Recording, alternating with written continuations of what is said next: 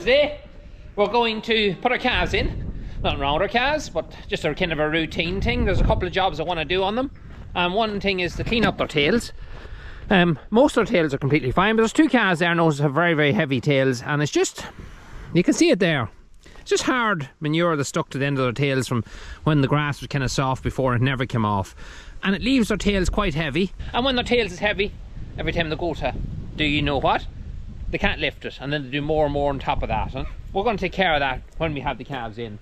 Another thing we're going to do is give them a routine worm dose, and we're also going to address them little spots that you see of ringworm. It's just on a couple of them. It's not bad, it's not spreading, it's actually going away, but we're going to just address it on some of them that have it a little bit fresher now when we have them in. So that's what we're going to do. Let's get at it. One other thing is, I'm on my own today.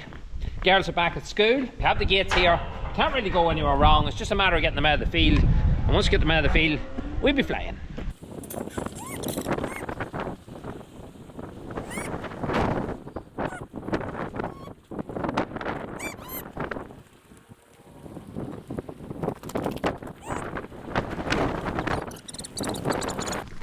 Come on. Come on. Come on. Go on. That's it.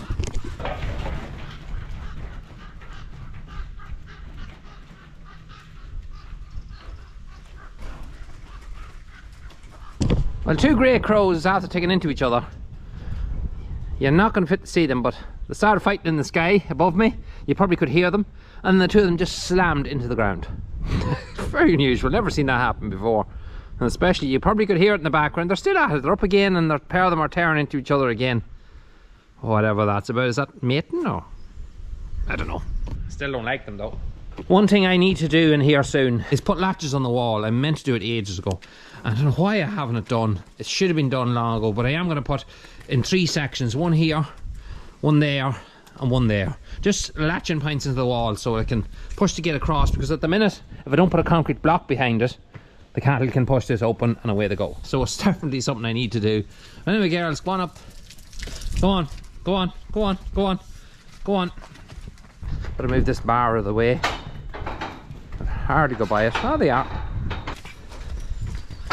Lovely. We're going to use this stuff here for the ringworm. I know nothing about it. The only thing was, it was in my local co-op where I get most of my stuff, and one of the lads said, try this stuff here, it might be good for ringworm. So it's like a gel. I was told it's for all kind of skin problems, including hoofs. I see here you can do it on cows' hooves as well. I know nothing about it, but hey, it's worth giving it a go and see what it does. Sure, it can't do any harm. I'm not too worried about it here on the calves because there's very little on it, and what is on it looks more or less like it's going away by itself. What the heifers got was very, very unusual. Usually goes away after 2 months, anytime you get that, and not young cattle get it. This year it didn't, which leads me to believe it might have been something else that caused it, I don't know. But anyway, we're not going to keep these calves in the crush too long. We're going to just pick out the ones that need to be done, and we're going to dose the rest of them, do their tails, and give them a bit of an overhaul.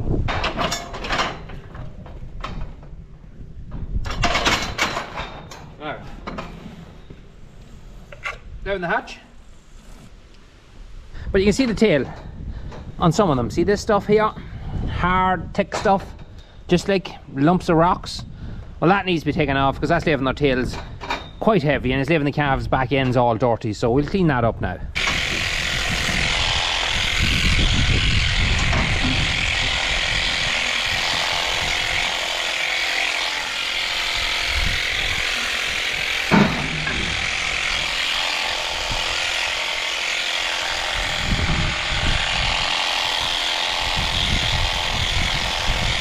You can see that there, and here. Just a couple of little dots, but you can see the way it's all crusted. Can you make that out? This stuff is not like a real spray, it's thick like a gel.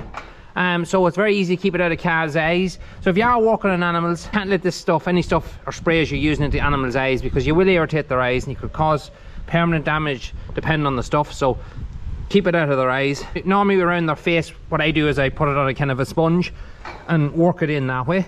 Or bring over something, just put it around their eyes just to protect their eyes. But in this case, I'm not going to have that issue because it doesn't spray it. You'll see what it's like now in a second, and I'll rub it in as I'm going along.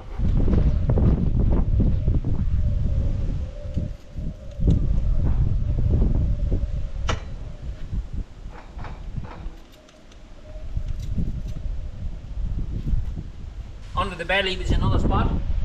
Seems to be grand. Don't see anything else there that's worth causing any issues. So that's that animal done. Out she goes.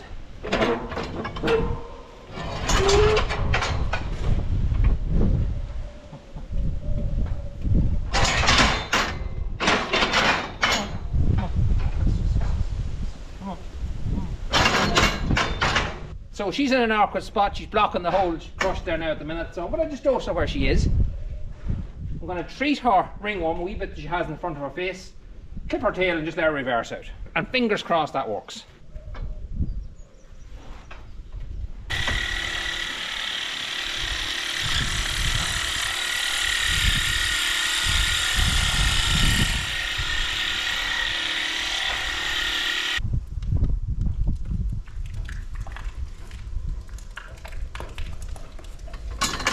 This girl on the inside, she's already done.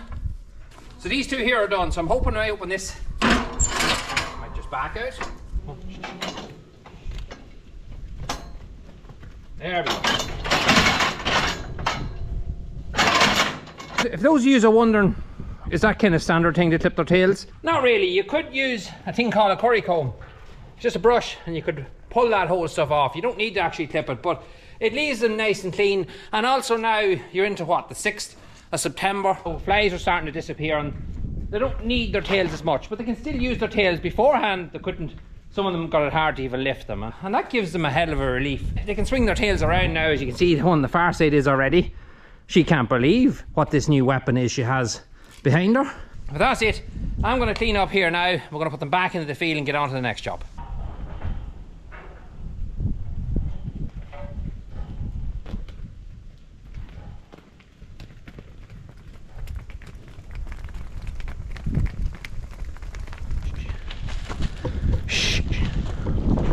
Go on, go on, go on, go on, go on.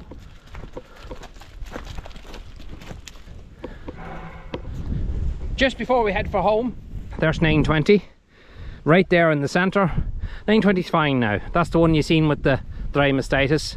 What we done with her, we took her home that day, put her in the shed, threw a bit of silage to her, and we actually pulled her down 3 times a day. We used a Sinulox tube and angiomycin injection. And we did that until Thursday of last week, Thursday or Friday of last week, and let her back out again these because she was fine. The quarter had kind of went dry, so maybe there's a little bit of hope for it, I don't know. But the heifer herself, she's absolutely fine. I have them here in a corner. They're a very awkward place to mow, so I'm going to let them just graze out them awkward spots.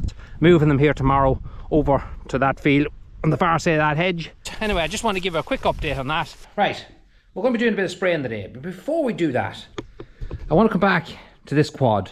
Now, I did do a job on this quad. You might have seen that video where I was working on the suspension, but I did say the pads on this quad were well worn down on the front. Actually starting to squeal like a pig now this last while, so they do need to be changed. I wasn't originally going to bother showing that in video, but a lot of people requested that I did, and they'd like to see for themselves how to do it probably in their own quad. So you know what, I'll do it really quick and I'll make a big deal of it. Just get it done now really fast.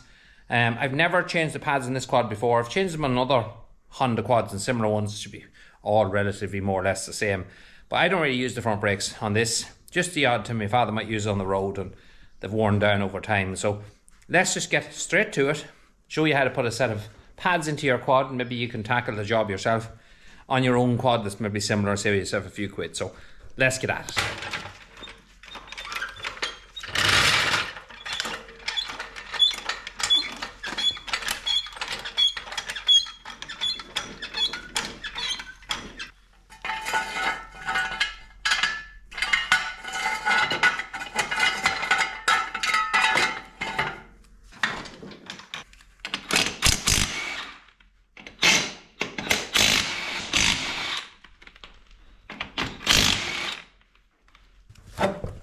So the next thing you do is loosen this bolt and this one.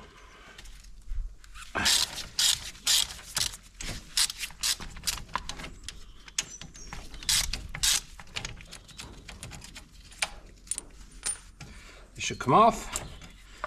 There it is. That's your pads. It's as simple as that. If you want to take them out, grab them and pull them out. It couldn't be more easier. Alright, so we've set the pads here now and just give you an idea of the difference. Yeah, Could do it a change now, in fairness now. They're not worn down to steel, but they're time to change them. That's one side done. Just pop the other one out. Well worn, very well worn.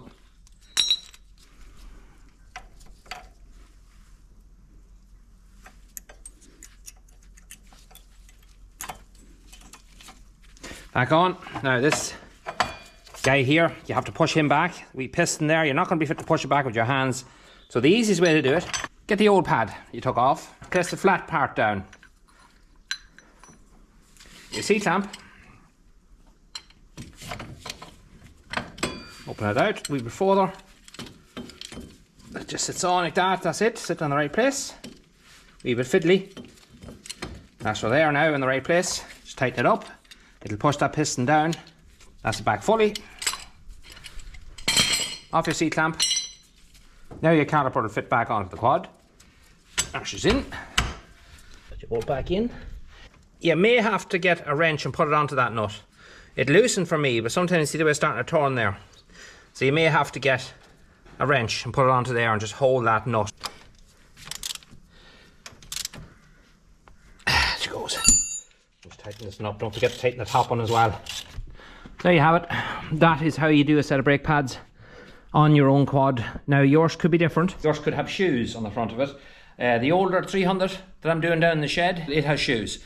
And we will be putting brakes on that. But we'll do the brakes and show you the difference between the shoes and pads. But there it is. How simple was that?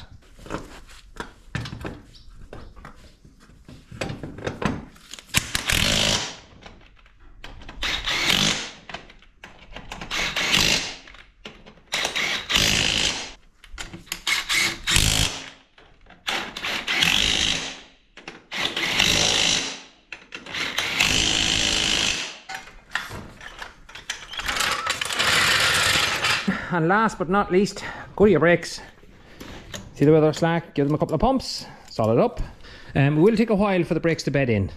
That's naturally enough. So what I would say is for the first week you're using the quad, use your front brakes more than anything. Just help them to bed in right, and once they're bedded in, that's it. Job's done, should be good for another long time with me. Probably last today for the rest of the quad with me, because I don't tend to use the front brakes very often. But it's good to know that they're okay now and working right, and no more squealies. I'm going to get that yoke pluck and put on here. We have to wash it down. It's covered in dust. It's sitting there since last winter, so I'm going to stick that in the quad. We're going to get the boom all set up and all this quad ready to go for spraying.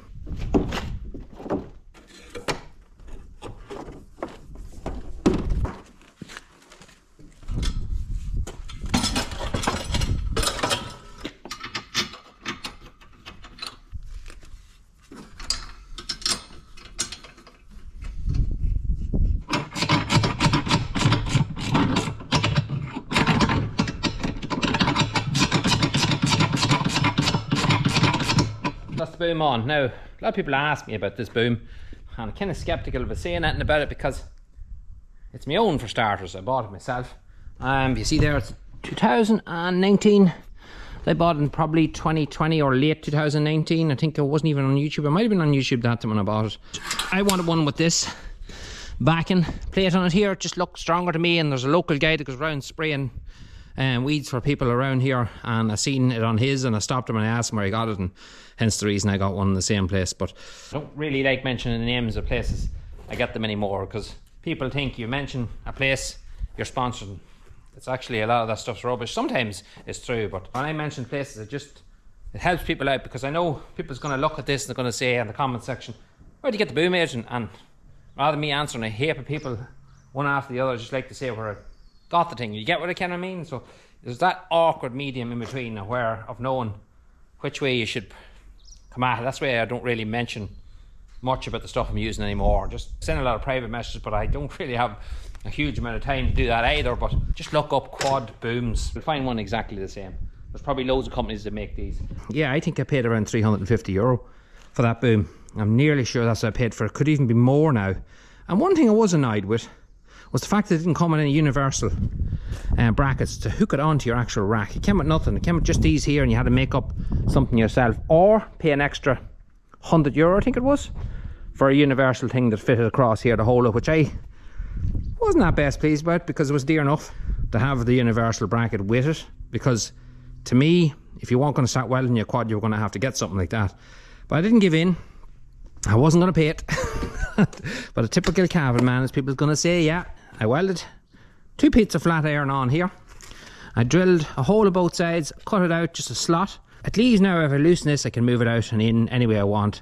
And it's solid. It's definitely solid. One thing I don't like is it's directly in front of the exhaust, which gives an awful clatter when you're driving the quad. Now I could raise it up to the next level and it would clear that, but I don't suggest you do that because you're going to get an awful lot of drift. I found an awful lot of drift when it was up higher, and I like to keep it down to the ground. I think that's just the right height. It does blow up back on top of you, and now you will be wearing the protective gear. If you don't, well, you're foolish, because your health is your wealth, and protect it as much as you can. I'll take off all these little bucks here. We'll just look at one when we are here. Little filter in there, spotless clean, which I like to see, and that's clean as well, so not have to do much to that. So I'm not going to have to do any work on them. I will check the other ones as well. It's galvanized. It's going to last a long time if you look after it. It's a nice width. It's not heavy. That's it.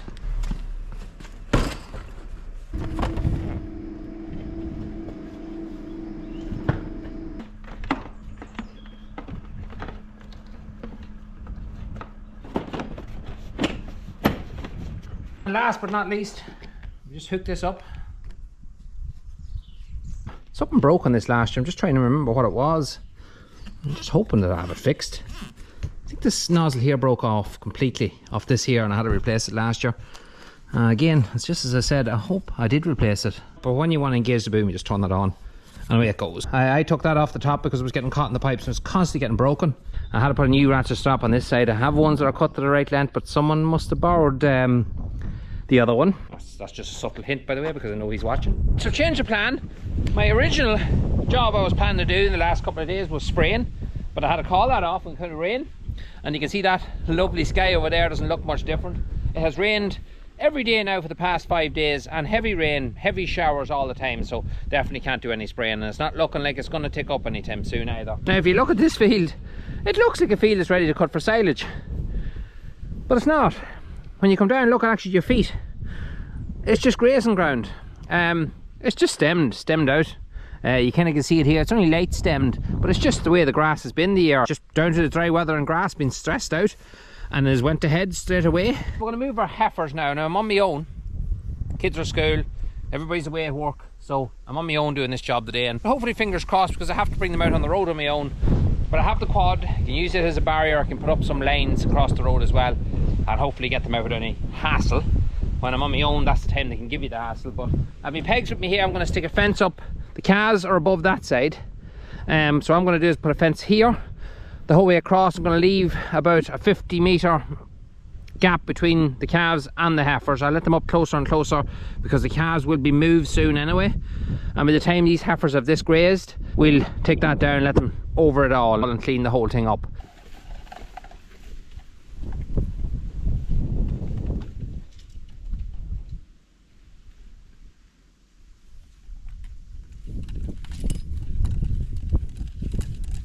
Quad is now set up over there. I'll head over here now to these. I'll put you guys in the gate because I'll not be fit to hold the fence and get them out, so sit you guys right there.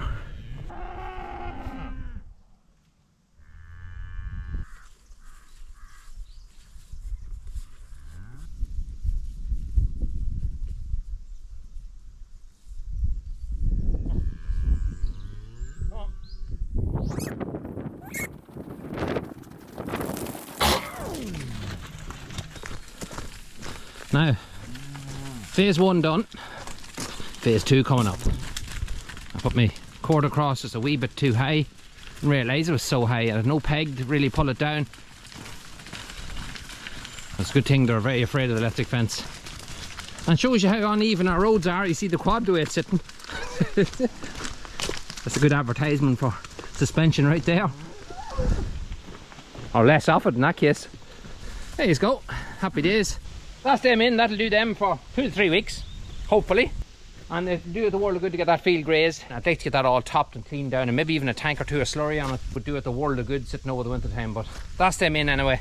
Take down all this stuff now that I've set up. But that's it, that's how I get my jobs done on my own. Luckily this is a quiet road. Now it's quiet until you put animals on it, and then sometimes it can become rather lively. It's a really handy road. It connects two real busy roads. It's just that nobody would travel it. It's in such bad condition. This section here is the best section there is. If you go further towards that way, or definitely further towards that way, it gets really bad. But anyway, that's the job done. I'm going to spend the next 20 minutes picking up all fences and stuff that are putting up for the cattle, and just tidy everything up, bring it all home, and get on to the next job. So the next little job I have to do is kind of deal with the amount of rain we've had. As you can see, our yard's flooded. This tank here holds about 4,000 gallons, I think, in around that. And I had this emptied actually last week. It normally doesn't need to be emptied every 6 weeks or so. You'd take a tank out of it and that keeps the thing going. But the amount of rain that has fallen in the last 5 days has filtered on its own. So I'm going to hook the tank on and deal with this.